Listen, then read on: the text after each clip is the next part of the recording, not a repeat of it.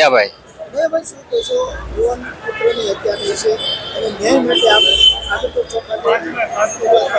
જ્યાં લગી મારા દીકરાને અત્યારે નહીં પકડાય ને ત્યાં લગી હું લાશ અહીંયા ને રાખે અને ન્યાય મળવો જોઈએ. મારી એક ઈચ્છા હે બનાવે ભાઈ ને બે કાકો દીકરો ગાડી પૂર આવતા હતા અને એની પાસે ષડયંત્ર થઈ ગયું. બે એકલે રકત એને ભેગા ઘણા હોય પણ એ ગમે તે કર્યું પાછળથી ઘા માર્યો તોય મારા દીકરા બોલે કે ભણવા પાછળથી ગયા આવ્યું ઘા માર્યો નહીં કે પછી એમાં વધારે થઈ ગયું પડી ગયો તો એટલે જ ગાય આ માથામાં લાગી ગઈ હતી એટલે પડી ગયું.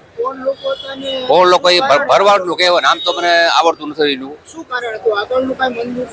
એ તો અમને કઈ ખબર ના હોય. છોકરાની પછી આજે હું ઓલું ના કરી રાખું. મારે એક ને એક જ દીકરો છે અને હતો સુરવીર એમ એટલે હું ગર્વ કરું. ભરી ગયો મને અફસોસ તો થાય પણ આ ખોટું થયું એમ.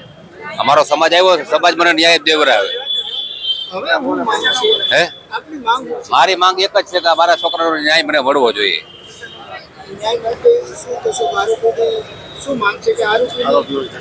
આરોપીઓને ધરપકડ થાય એ જ મારી માંગ છે. એ કઈ બચવું ન જોઈએ.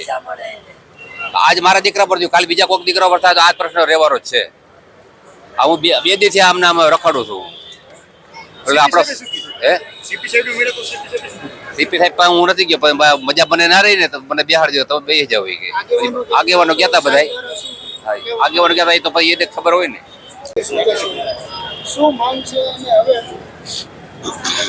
માંગ અમારી 5-7 માંગ છે.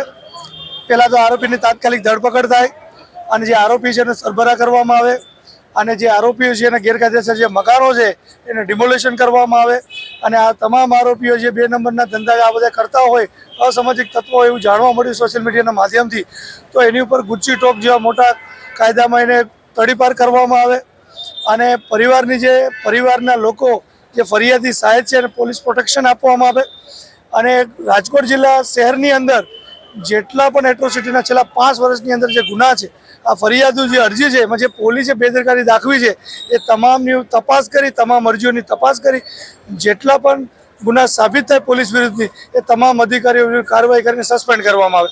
આટલી અત્યારે અમારી પ્રાથમિક માંગણી છે. માંગ તો અમે કાલ રાતના બેઠા છીએ બધા પરિવારના લોકો 24 કલાક થવા આવ્યા. જો 12 વાગ્યા સુધી આ માંગણી સ્વીકારવામાં નહીં આવી. મુખ્ય માંગણી અમારી છે આરોપીની ધરપકડ એ પણ કરવામાં નહીં આવી તો જે સામાજિક આગેવાનો જુનાગઢ રાજકોટના તમામનું કહેવું છે કે અહીંથી ગાંધીનગર કૂચ કરશું વિધાનસભા ડેડ બોડી લઈને જશું. મારું નામ રાજુ સોલંકી જુનાગઢ અનુજાતિ સમાજના જિલ્લાની પ્રમુખની જવાબદારી છે.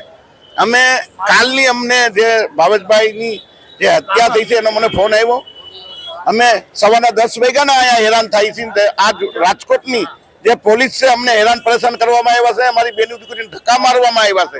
4 વાગ્યાની ડેડ બોડી જે પીએમ થઈ ગયું ડેડ બોડીનું અમને ડેડ બોડી રાજકોટની પોલીસ આપતી નથી. અમારા આગેવાન દીદીભાઈ સોલંકી અમારા અશોકભાઈ સોલંકી કલેક્ટર સાહેબને મળ્યા સીપીને મળી અને કલેક્ટર સાહેબે કીધું કે ડેડ બોડી આપી દો. આંદોલન કરવો અમારો અધિકાર છે. ગાંધીજીના માર્ગે અમે આંદોલન કરીએ છીએ. અમને હું મારા ઘરેથી હું બીપીનો પેશન્ટ છું. મારી 8 દિવસની દવા સાથે લઈને આવ્યો છું. આપણો 8 દિનનો પ્રોગ્રામ કમ્પ્લીટ છે. પોલીસે જે કરવું હોય 12 વાગ્યા સુધીમાં કરી લે. 12 વાગ્યા સુધીમાં આરોપીને નહીં પકડે તો અમે ગાંધીનગર જવા તૈયાર છીએ.